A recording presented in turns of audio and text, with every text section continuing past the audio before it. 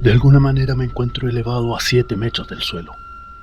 No tengo certeza de cómo llegué hasta aquí, ni cómo logro desplazarme por el aire. Solo tengo la sensación de haber salido disparado como de un cañón.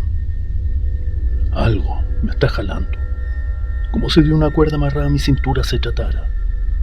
Parece llevarme hacia un callejón adoquinado, al costado de una antigua zona industrial. Hay un cuerpo ahí. Está tirado sobre un charco de sangre en ese callejón. Aquello, ahora, dejó de jalarme. Llevo un rato observando ese cuerpo. Su chaqueta me parece conocida. Comienzo a recordar. Es el mío, es mi cuerpo. Desde donde estoy no parece más que ropa sucia tirada en el piso. Siento que nada me identifica con ese esperpento tirado ahí. Es extraño. Logro ver todo en 360 grados, simultáneamente. Estoy solo aquí. Nadie viene a por él. Y nadie viene por mí. Acabo de morir. Y para muchos, bien muerto estoy. Ser odiado y cazado en cada esquina era parte del negocio y puedo vivir con ello. En realidad, puedo morir sabiéndolo. Discúlpame por quitarte la sorpresa tan tempranamente, pero te la quitaré aún más. Todos mueren. Tú también lo harás un día. Tranquilo. Cuando aceptas ese hecho como lo inevitable que es, la presión desaparece y comienzas a ver todo como en un videojuego. Más que el cuándo, lo que importa es el cómo, el por qué y principalmente el por quién mueres. De eso va esta historia, mi historia, y cómo él la torció. Quédate conmigo para contarte los turbios eventos que me atrajeron hasta este momento.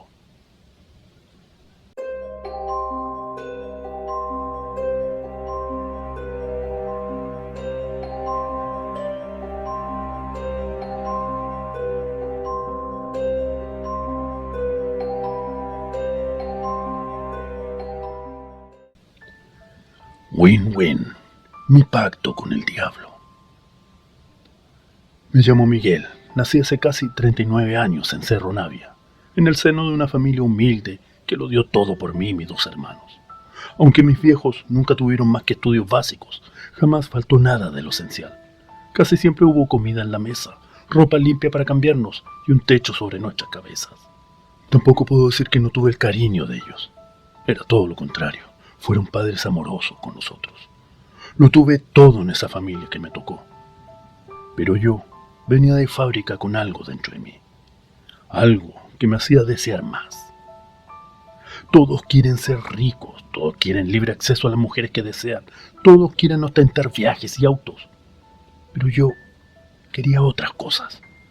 No quería verme como otro primate más manejando un Camaro con una modelo de Instagram a su lado mostrando media teta a sus seguidores. Yo sabía que no por lindos tenían el auto y la modelo. Por tanto, yo quería algo más que lo obvio. Quería ser bueno en lo que hago, el mejor. Y claro, no se puede ser el mejor encerrado en un sótano sin que nadie lo sepa, sin un público que lo viera. Por lo que no solo quería ser el mejor, también quería el reconocimiento de serlo. Y eso solo lo obtendría de mis adversarios. Algunos de los que son como yo, o vienen de donde yo vengo, alcanzan el éxito como futbolistas, otros como cantantes urbanos, vocalizando 2 acordes por canción y que más bien parecen bostezos. Pero para mala suerte de mis padres, para lo que yo resulté ser innatamente bueno, eran las actividades ilícitas. La estrategia, logística, mi olfato, el conocimiento intuitivo de la psicología humana al servicio del crimen, eran mis talentos. Imaginen cada puto negocio turbio que se les pase por la cabeza. Yo metí las manos en cada uno de ellos y les aseguro que saqué mi tajada. En mis inicios, a los 16, era lanza, afuera del terminal de buses de San Borja. Pasé una época de burrero, de narcos bolivianos. Incluso, no hace mucho, fui motochorro y cuánta cosa más apareciera.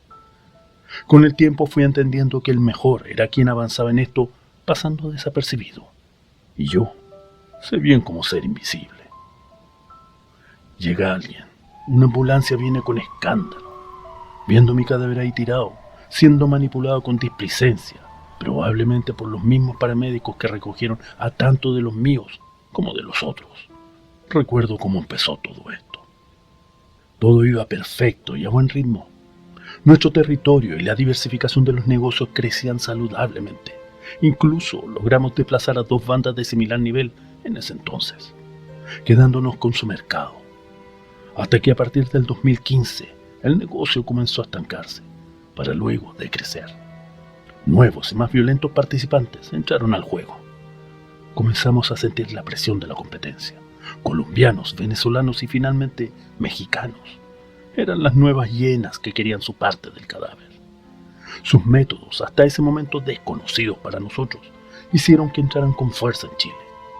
Nada parecía detenerlos, incluso hacían que pareciéramos una pandilla de niños, y ahora éramos nosotros los desplazados. Hasta ese momento nunca recurrimos a la violencia extrema si no era necesaria. Nadie lo usaba porque además implicaba el riesgo de una pena mayor en caso de ser atrapados. Te hablo de una época en que la tan conocida puerta giratoria de la justicia, si bien ya existía, giraba a una velocidad distinta a la de hoy, y en el que el beneficio se limitaba al crimen local. Todo cambiaría cuando se juntaron 2 factores: una política migratoria que era un mal chiste, y la complacencia de una reforma penal que convirtieron a Chile en una especie de atractivo trampolín hacia mercados europeos, trayendo consigo un nuevo tipo de crimen, el organizado y marcadamente transnacional. Solo era cosa de tiempo para que las disputas territoriales significaran para nosotros desviar demasiada energía y recursos en la simple acción de subsistir como banda, mientras ellos podían costearla sin dificultad. Se estaban jugando el posicionamiento territorial en un país que les era ajeno. Pero León sigue siendo León donde lo pongas. Terminaron por dominarlo todo. En ese contexto, relegados a unas cuantas cuadras en el barrio de nuestra infancia y apenas subsistiendo con ventas de miserables papelillos, yo intentaba seguir liderando una banda que estaba por extinguirse. Muchos de los míos me presionaban para que entráramos al negocio de los extranjeros. Necesitaban gente local. Me negué sistemáticamente a eso.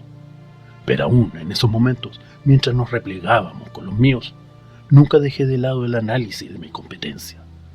Pude darme cuenta de que, a diferencia del criminal chileno, los extranjeros no caían en las niñerías de ostentar sus ganancias en redes sociales. Todo lo contrario. Estaban profesionalizados, cultivaban un bajo perfil, al punto de que nunca habrías podido diferenciarlos del vecino amable y discreto que tenía su emprendimiento de venta de agua purificada a domicilio. Muchos tapaban su real negocio así. Arrendaban pequeños departamentos en el centro de Santiago pareciendo simples familias extranjeras que buscaban rehacer su vida en Chile. Pero desde esos departamentos operaban todo. Tenían su negocio muy bien compartimentado, cada uno con su función específica, sin saber lo que hacía el resto de la banda. Se negaban al uso de celulares para evitar los pinchazos telefónicos de la policía, por lo que todo se gestionaba reuniéndose en persona. Aprendí mucho de ellos en silencio. Sin embargo, no encontraba la forma ni los recursos para volver a entrar en el juego, recuperar nuestro territorio y aplicar todo el conocimiento adquirido de los colombianos. En ese momento, todo lo aprendido no era más que mucha teoría y nula capacidad de aplicación.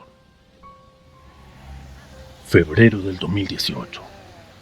Mascullaba mi frustración mientras caminaba sin rumbo una calurosa tarde de verano por pleno centro de Santiago. Por más que pensara, no encontraba la forma de superar toda la maquinaria perfectamente aceitada de ellos. Siempre me jacté de ser más inteligente y disciplinado que el promedio de los que se dedican a este rubro. Pero para este nivel de competencia, todo aquello de lo que disponíamos quedaba corto. Insuficiencia de hombres en la banda, armamento escaso y antiguo, para nada algo cercano al armamento de guerra de lo que disponían los extranjeros. Nula infiltración en las policías, estamentos judiciales e incluso políticos, algo que ellos ya tenían comprado antes de llegar a Chile. Faltó poco para que los propios políticos los invitaran a hacer negocios acá. Se requería mojarlos a todos, y nosotros solo subsistíamos con microtráfico de papelillos. En medio de mis cavilaciones, y cuando el sol ya casi se ponía por completo en el horizonte, aparece de reojo una silueta a contraluz. Era larga y delgada, Cruzaba la calle trajeada de gris oscuro, muy formal. Arrastraba una de esas pequeñas maletitas con ruedas. Era un hombre algo extraño, delicado, casi femenino en la forma de sujetar su maleta, como esas personas excesivamente preocupadas de la pulcritud. Cuando lo vi, supe que no era igual que el resto de las personas en la calle a esa hora. Pensaba en eso cuando veo que dirige sus pasos en mi dirección, deteniéndose a 3 metros de mí. Dejó pasar varios segundos mirándome fijamente sin decir nada. Y yo, sin saber si moverme o no, sentía el peso de esa mirada en mí, como si mi carne no diera resistencia a ella y la atravesara. Hola, Miguel. Me presento.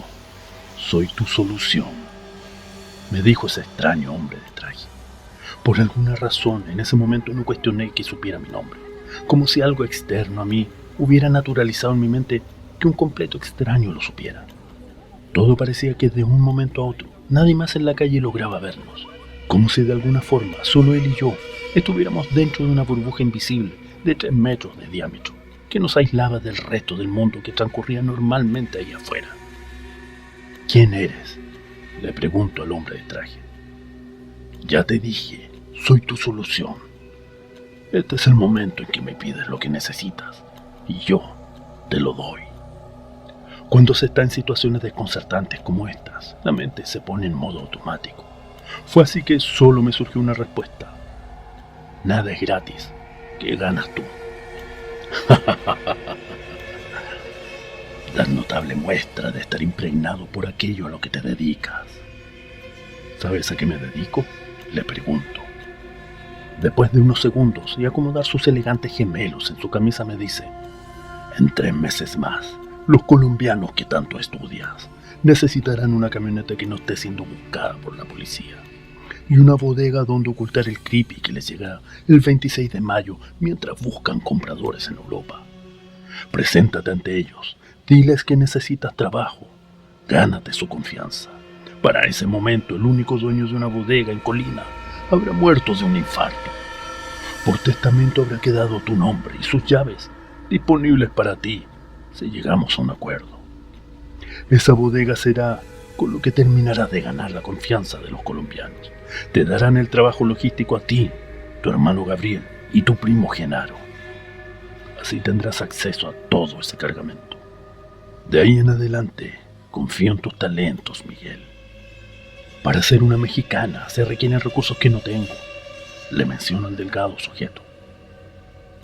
Tu patrimonio hoy es de 7 millones, ¿cierto?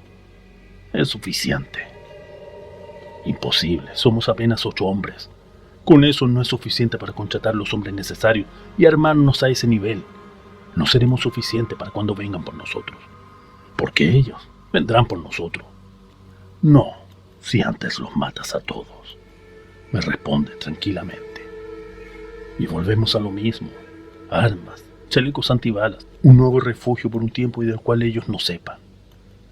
El hombre se queda en silencio unos segundos. Luego dice: faltan 3 meses para el 26 de mayo. 3 días antes, el 23 de mayo, comprarás un lechón de 21 días de nacido. Lo degollarás bajo la luna llena a las 3 de la madrugada del 24 de mayo. Abrirás al animal en canal, le retirarás sus vísceras e introducirás tus 7 millones en su interior. Cocerás al cerdo con cáñamo y lo dejarás en un cementerio como ofrenda a mi nombre.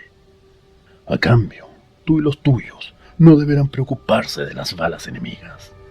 Por cada intento de muerte hacia los tuyos, esa intención se redirigirá a uno de tus enemigos.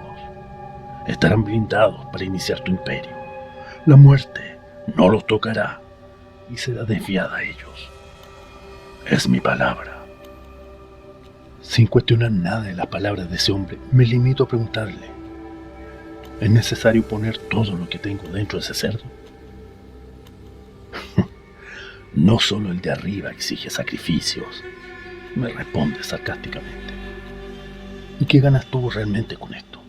Es obvio que no buscas un cerdo de 7 millones. Miguel, como le gusta decir a ustedes, esto es win-win. Aquí todos ganamos. Tú te quedas con 14.000 millones en creepy, listos para ser vendidos en Europa y financiar tu imperio. Y yo me quedo con las almas de todos aquellos que hayan matado en el proceso. Y claro, la tuya también cuando llegue tu hora. Nunca me dijiste quién eres, cómo te llamas, a nombre de quién debo dejar el cerdo. Después del nivel de la conversación que hemos tenido, ¿acaso es necesario que te lo diga? Los tuyos me han llamado de mil maneras, pero tú me caes bien. Elige la que quieras. De alguna manera logró, con cada palabra que decía, borrar cualquier atisbo de duda en mí. Por muy inverosímil que sonara su oferta, nunca dudé de quién era y de que se hacía lo que me pedía. En 3 meses más, un pacto quedaría sellado con él. Y con eso, yo iniciaría un imperio como nunca se había visto en Chile. Nuestra banda nunca fue conocida con algún nombre en particular, y tampoco figuraba una clara jerarquía ni un cabecilla a quien atribuirle las órdenes, por lo que inmediatamente en febrero del 2018 comencé a coordinar para que mi hermano menor Gabriel, mi primo Genaro y yo nos infiltráramos en la banda colombiana del Valle del Cauca, que estaba en claro ascenso en ese momento y que venía estudiando por meses. Se requirió un poco de tiempo antes de lograr cierta confianza de ellos y obtener en medio de una borrachera información sensible de lo que sería la operación más importante hasta ese momento para los colombianos. El 26 de mayo del 2018, y tal como el hombre de traje me dijo hace semanas atrás, llegaría a San Antonio, procedente del puerto de Buenaventura en Colombia, un barco con 120 toneladas de briquetas de carbón y un regalito más. 3,5 toneladas de creepy, embalados en forma de torpedos y escondidos bajo la línea de flotación en los box cooler del barco. Esta información terminó de confirmar que lo que el hombre de traje gris me dijo era real. Todo estaba sucediendo tal como ese día me lo dijo. 24 de mayo del 2018, 1:30 am. Un pacto se sella. Sin decirle a nadie, tomé los 7 millones que guardaba en una pequeña caja fuerte bajo el concreto de mi casa y me dirigí con un pequeño cerdo al cementerio de la comuna del Monte, a 45 minutos de Santiago. Para cuando llegué faltaba solo 20 minutos para las 3 de la madrugada. Ese cementerio está en semiabandono. No tuve dificultad alguna para arrastrar el cerdo y el dinero hasta una de las tumbas vacías. La luna se veía inmensa esa noche, como un gran ojo que lo atestiguaba todo. Amarré las patas traseras del animal, lo colgué en la rama de un hermoso nogal que había y procedí a degollarlo. El animal extrañamente no chilló mientras su sangre corría en un tono violeta bajo esa luna. Inmediatamente abrí el cerdo y lo vacié por completo. Los vapores emanando de él me hicieron recordar a mi viejo faenando animales en uno de los tantos trabajos eventuales que tuvo para alimentarnos cuando era niño. Introduje el dinero en el interior. Era extraño. En ningún momento sentí que estaba dejando ese dinero en vano. Actuaba con una convicción que no conocía, como si una voz me recordara constantemente los beneficios de hacer eso. Cosí con cáñamo la panza del animal. Algunos billetes sanguinolentos lograban verse entre las puntadas. El pobre animal terminó sus días como una grotesca billetera. La completa seguridad de mi pulso demostraba lo que parecía ser fe. Ni en Dios tuve esta fe que ahora guiaba en mis manos. Pero claro, Dios jamás bajó a hablarme como si lo hizo el hombre del traje gris. Esa misma noche, al volver a casa, veo en el suelo de la entrada, frente a la puerta, un manojo de llaves y una dirección en la comuna de Colina. Debe ser la bodega, pensé inmediatamente, lo que confirmé muy temprano en la mañana siguiente. Me pregunté si habría sido el propio hombre de traje gris quien la dejó frente a mi puerta. A 2 días de partir al puerto de San Antonio por el creepy que cambiaría mi destino y el de todos los míos, pude notar a Gabriel muy nervioso. Claramente estaba asustado por la operación que se nos venía. Le dije que estuviera tranquilo, que yo estaría con él todo el tiempo. Pero no me respondió y salió a contestar una llamada. Nunca le mencioné a Gabriel ni a nadie más nada del hombre de traje gris, del trato con él, ni de la forma en la que accedía a la bodega en Colina que le ofrecía a los colombianos. Lo que me convertía en el único que confiaba en que mágicamente las balas nos esquivarían ante el enfrentamiento que indefectiblemente ocurriría con estos, y también ante un eventual enfrentamiento directo con la policía si llegaba el momento. Solo sabía que una vez que tuviera la droga en la bodega, los eliminaríamos a todos. 26 de mayo del 2018, Puerto de San Antonio, 2:43 AM. Genaro, al volante del Peugeot Boxer negro, era el encargado de llevarnos con la carga a salvo hasta la bodega. Los colombianos apostaron a 3 de los suyos dentro del furgón fuertemente armados. Gabriel, mientras tanto, cumplía la función de avesado conductor con la que inicialmente se infiltró en la organización. Ese era su talento, la conducción de vehículos en contextos de huida. Ese día conducía el Lexus de Gilberto Urdinola, la mano derecha de Ender Loaiza, el jefe del cartel del Cauca. Gabriel, cuando fuera momento, era el encargado de eliminar a Urdinola y sus 2 hombres que observaban todo desde un puesto seguro en lo alto de San Antonio. A las 2:50 AM terminó la ronda de los guardias en ese sector del puerto. Los 4 buzos colombianos inmediatamente bajaron del furgón y se metieron rápidamente al mar. Según lo planificado, tenían exactamente 8 minutos antes de la siguiente ronda, pero no era extraño que dejaran pasar más tiempo entre cada ronda esa noche. Los colombianos los compraron con 2 camionetas 4x4. Al volver, lo hicieron con los 4 torpedos. Corría el minuto 7:28. Y en el instante que terminaron de subir el creepy en el vehículo, comenzó lo que parecía un clásico año nuevo en el mar. Pero era mayo, y no se trataba de lindos fuegos artificiales en el cielo porteño. La policía estuvo todo el tiempo ahí. Nadie los vio. Supe que la Operación Cauca, el nombre con la que después sería conocida en las noticias, no consideraba tomar detenidos cuando veía cómo las balas perforaban el furgón. Había llegado el momento de averiguar si en esto el hombre de traje gris también cumpliría. Y en efecto, así fue. Las balas pasaban a mi alrededor y me esquinaron sin tocarnos. Era imposible que ninguna nos hubiera dado con lo agujereado que estaba el vehículo. Pero así fue. De paso, ayudaron a eliminar los 3 colombianos armados que llevábamos a bordo. Y de los buzos, solo quedaba uno herido en la pierna. Genaro arrancó el furgón y nos largamos a toda velocidad del puerto, mientras yo lanzaba por la puerta al último buzo en plena marcha. Los policías nunca vinieron tras nosotros. Los pocos que quedaron vivos estaban desconcertados al percatarse que eran sus propias balas las que se alojaron en sus cuerpos. Les tomaría mucho tiempo salir de ese estado mental. En el camino a Colina, mi primo repetía una y otra vez que fue igual que en Pulp Fiction, cuando le disparaban al negro y a Travolta. No daba crédito a lo sucedido, mientras yo esperaba que Gabriel estuviera bien tras cumplir su parte. No podía llamarlo aún, debía darle algo de tiempo. Ya a 30 minutos de llegar a destino comencé a llamarlo, pero nada. Su teléfono figuraba apagado. Temí lo peor, que el pacto con el hombre de traje gris no funcionara si Gabriel estaba tan lejos de mí.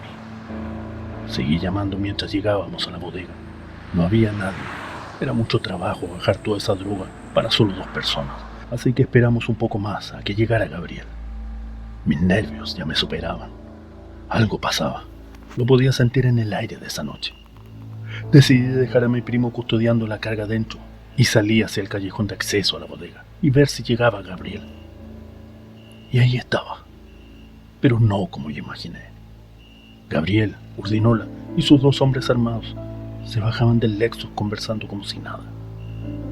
Gabriel me miró con ojos que lo decían todo. Miguel, te lo dije tantas veces, debíamos unirnos a quienes ya tienen tradición en este tipo de negocios. Ellos sí saben de esto. Nosotros solo somos niños con demasiados sueños. Tu plan jamás iba a funcionar. Ni con todo el dinero de la venta de esa droga que tienes ahí dentro habríamos encontrado un lugar donde escondernos de ellos. La prueba de confianza final era que te entregara a ti, me dijo mi hermano. 2 colombianos me apuntaron mientras Urdinola y Gabriel observaban. En ese instante se congeló todo en mi cabeza y resonaron las palabras que el hombre de traje gris me dijo hace 3 meses atrás. Por cada intento de muerte hacia los tuyos, esa intención se redirigirá a uno de tus enemigos. Estarán blindados para iniciar tu imperio. La muerte no los tocará y será desviada a ellos. Es mi palabra. Terminé de pensar en eso cuando todo volvió a la velocidad normal. Las 2 armas son percutadas. 2 balas que me esquivaron y que se redirigieron a ellos al instante, cayendo mortalmente al piso los 2 matones. Urdinola, al ver esto, sacó sus 2 Glocks automáticas del interior de su abrigo. Serían nuevamente 2 balas que irían a los únicos destinos posibles. Si el hombre del traje gris tenía razón, al mismo Urdinola. Y esta vez, también a mi hermano, sin que él siquiera lo sospechara. Nuevamente todo se ve en cámara lenta y decido correr, como cuando niños competíamos a las carreras con Gabriel. Por suerte, yo siempre fui el más rápido. Abracé a mi hermano justo a tiempo en que el colombiano percuta eliminándose a sí mismo con la bala de su mano derecha, mientras con su izquierda la segunda bala entra por mi espalda, perfora un corazón que 45 segundos antes ya había sido roto, saliendo por mi clavícula para terminar rozando la mejilla de Gabriel. Sigo aquí, a 3 metros del suelo de ese callejón. No sé dónde está Gabriel. Los forenses mueven mi cuerpo, veo mi rostro, y en esos ojos ahora vacíos, solo veo a un idealista muerto. Miguel, ya nos vamos. Ya no estoy solo. Alguien vino por mí.